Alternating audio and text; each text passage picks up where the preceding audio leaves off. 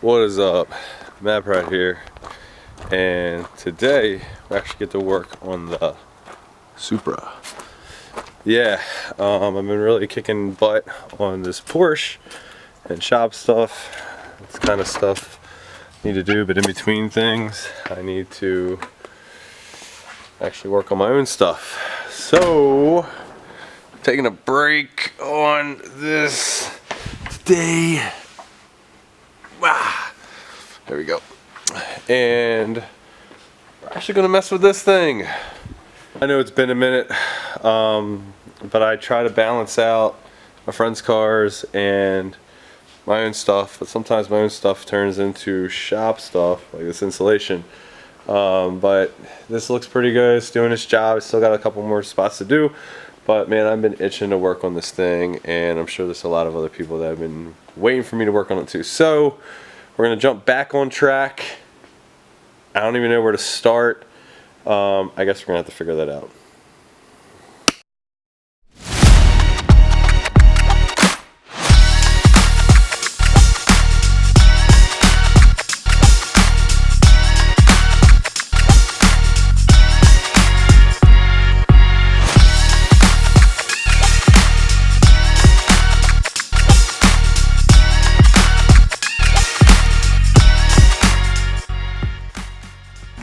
Alright, guess we could start. I guess the best thing to do is try to fit this bumper up. So if we look at it, this fits up like pretty good. Sticks out a little bit on this side, but I think when it's mounted to the quarter panel, I don't think we'll run into that issue. I think it'll hold it nice and tight there.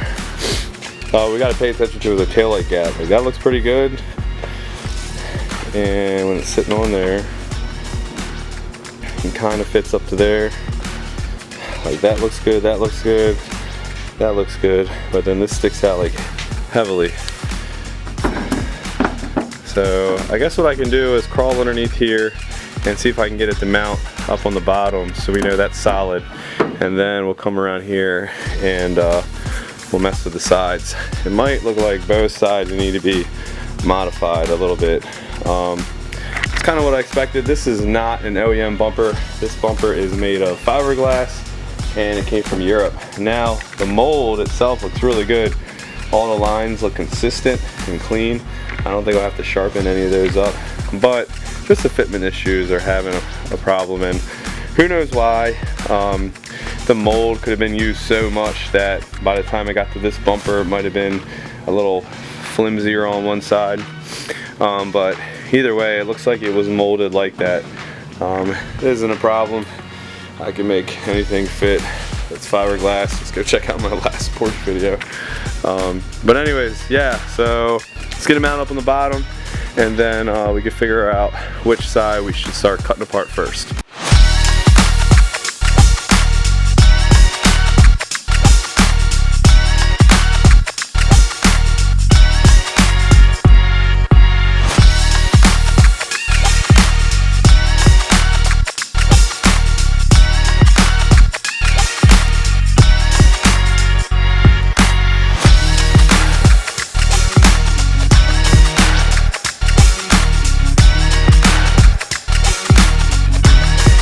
Okay, so mounted up here, this line looks pretty good.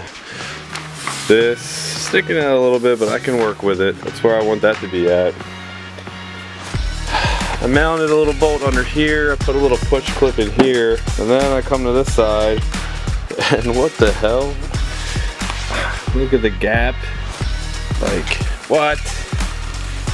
Looks like the exhaust is where it wants to be at, but this, how do I make this fit?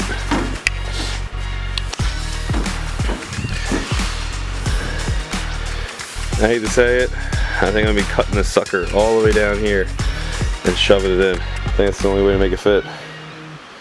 There's no way. I could probably shove this in against its will, but I don't like doing stuff like that. It makes it, it's already got a crack here, it makes it push out so hard here.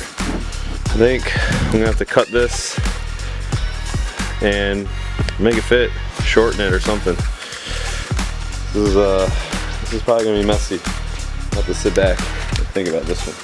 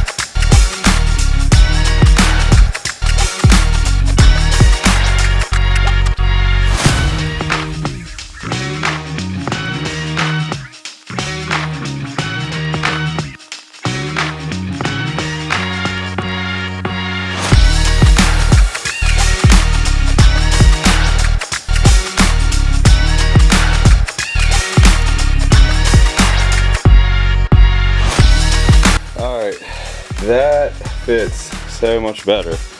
Come to the other side, we got the other side fitting pretty good. Taillight looks good. I'm going to shove the taillight back in here just to take a look at it. But you know, we still got a little bit of issue here and a little bit of issue here, which that is not a big deal. I'd rather have that than what we had before. Now, like I said, this is just a temporary repair. We're gonna sand this down and redo it. This is just to hold it in place while it's on the car to make sure this is how we want it to fit. And then what I'm gonna do is I'm gonna pull this off, flip it over, and put a whole lot of fiberglass mat in there to really bridge this. And then when that dries, then we'll flip it back over and we'll dig this out really well, and we'll probably put, you know, this fiberglass filler real wide on there to really give it all the support we can. But just showing you that it's just a temporary fix so we can fit it while we're on the car. So, alright, I'm gonna double check the tail light and then I'm gonna take the whole bumper off.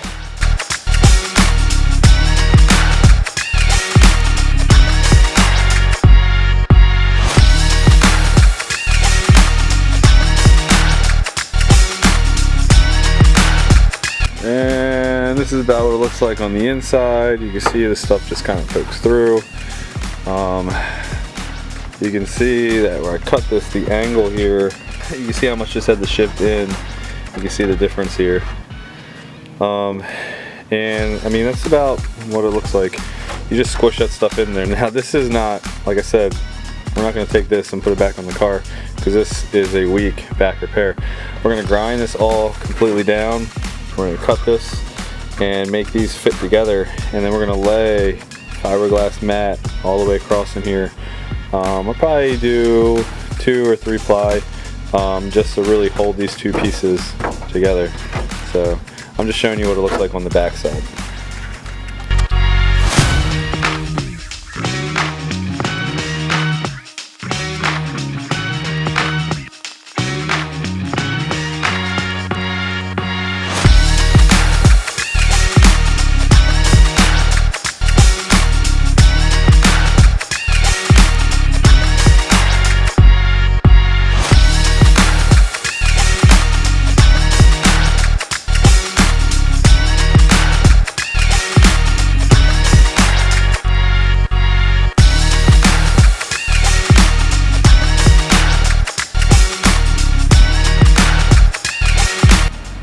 Alright, so I got this area prepped out pretty good.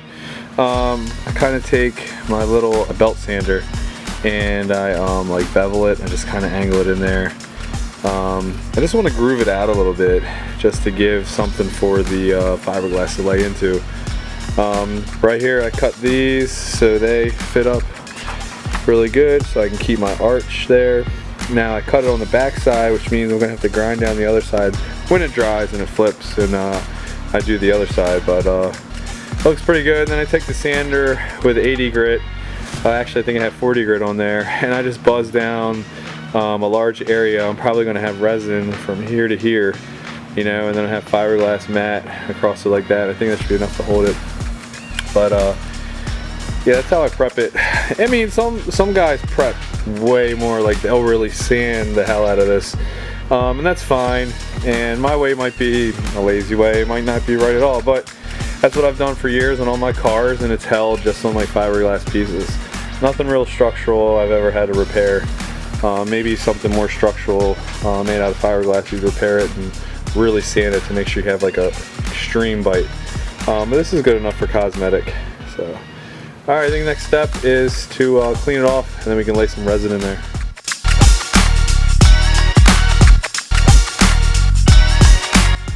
Alright, so I cut my fiberglass, and from the previous cuts I made before, I had a bunch of like weird shapes or whatever, and I mean, I don't care, no one's gonna see the back of this. Like I said, it's just for support, so I'm just gonna use it all up. I'm gonna lay it all down in here. I kind of always lay it down first dry before I wet anything, just to see what it's gonna look like, make sure I have the pieces big enough. You definitely don't want to be cutting pieces and they end up too short or too big, and you gotta use too much resin or too less, or so I do all that beforehand just to make sure I don't waste anything.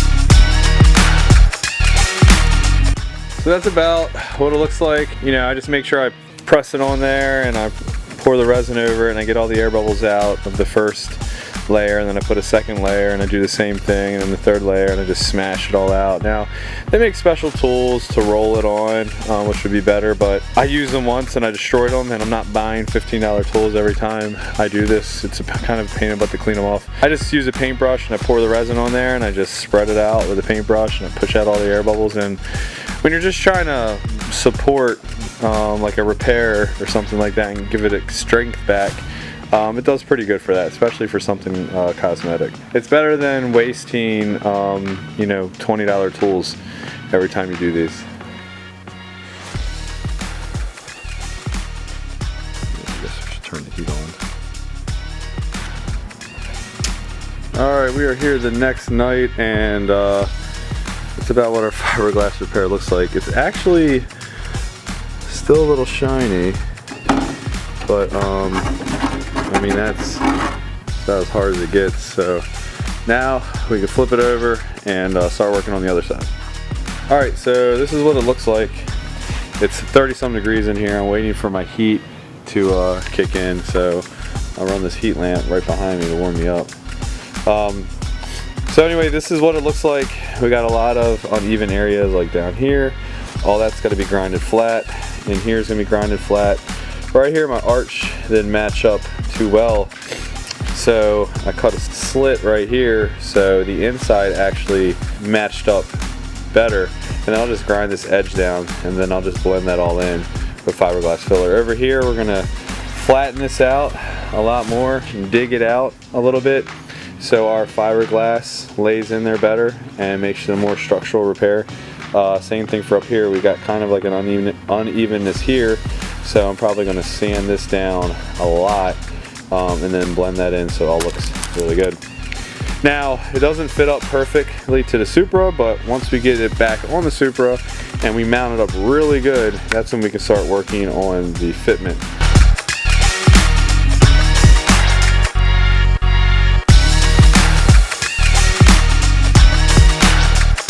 And here's the look after we sand it. Now, I took the angle grinder to it and really tried to dig the area where I cut it in half out.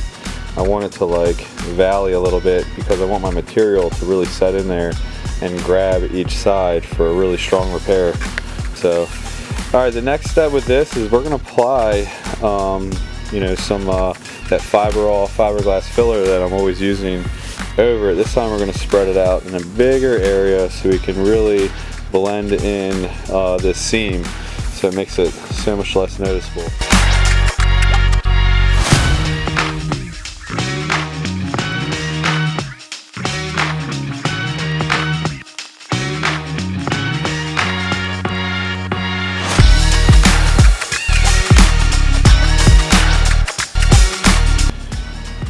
So the way I put this filler on, I try to put it in an area to where it helped to round it out this corner, because shortening it definitely sharpened up the corner a little bit, especially if you compare it to this side.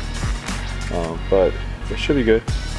So we're going to give it a few minutes, and then we can install it back on the car. A lot of people wonder what color I'm going to paint this thing. The factory color is actually anthracite, and it happens to be one of my favorite Supra colors, so I'm definitely going to put that back to the anthracite color. It's been about 5 minutes and it's starting to get hard. Ooh, a little soft down there.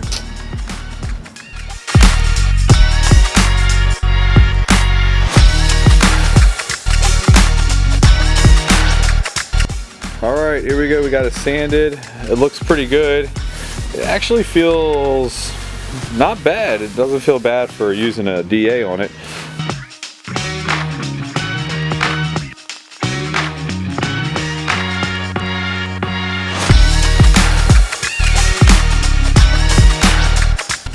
And she is on there, but I'm honestly not happy. This doesn't fit perfect, but that's okay. I kind of figured that. I'm more concerned with all the way down here. It's really sticking out.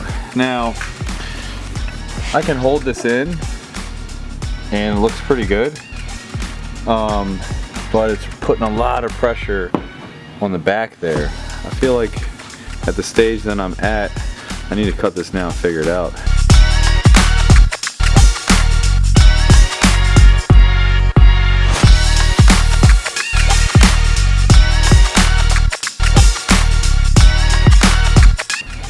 Alright, so I just kind of cruised through it, but we had a section again here and here, pretty much pie cut it. I don't know what happened at all.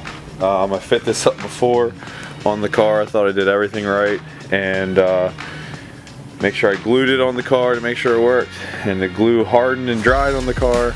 And then I pulled it off the car, and as you've seen, repaired it, put it back on the car. It doesn't fit like I thought it did. Anyways, we just had to redo it. Let's just double check our stuff again. This body line looks really good. And now this one looks almost the same. I mean, as good as it's gonna get. Have to go back over the same process we just did. I glass in the inside, and then I can work on the outside.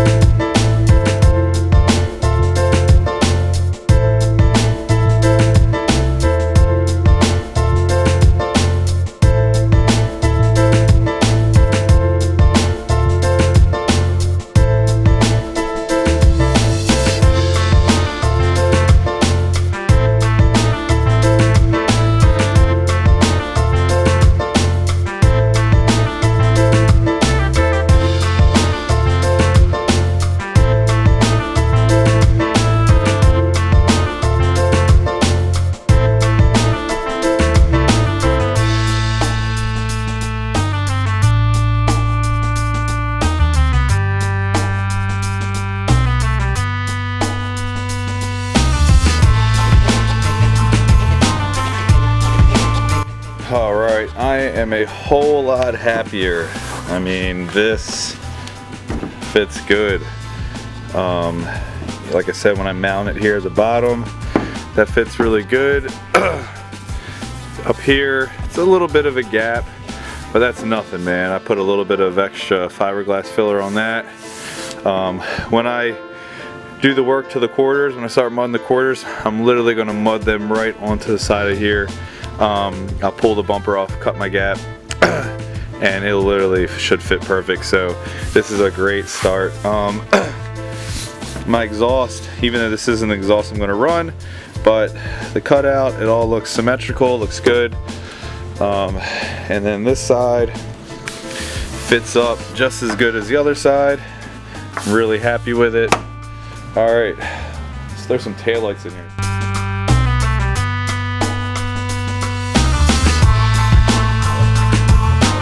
Taillights are in. This side fits really good. Like, I'm really impressed with how this fits. This side has like a little bit of a gap up here. It might be with a shift, you know, being able to shift the bumper over, I might be able to do that. Or I might be able to angle this taillight a hair down a little bit. I kind of just messed with the mounts. It's not too big of a deal. The side fits pretty good. It looks like the body line kind of curls underneath here. That's an easy fix though, you know, I just grind away at that and then I rebuild the body line with some fiberglass filler. I put a clamp down here just to simulate the gap that I'm going to have. And the gap that I had before was insane. I mean, you can stick your finger in there, but this I can work with. I am actually extremely happy with the way this turned out compared to how many times I cut this.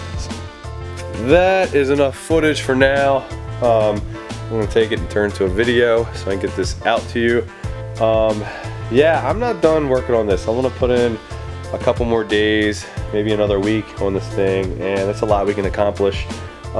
Maybe I'll knock out one whole side of bodywork, or maybe I'll start troubleshooting the engine stuff on this, you know. I really need to go through that to see if this motor is actually any good. I know it turns over, but I just have never heard it like start, like pop or start. I haven't went through the codes or anything like that, so. But we got the bumper fitted up, and that is that allows me to now work on the quarter panels and finish up the rest of the bodywork. So who knows what we'll be doing next week. If you haven't subscribed, subscribe, just so you don't miss any of this type of work. And if you have subscribed, thank you, and I will see you guys next week.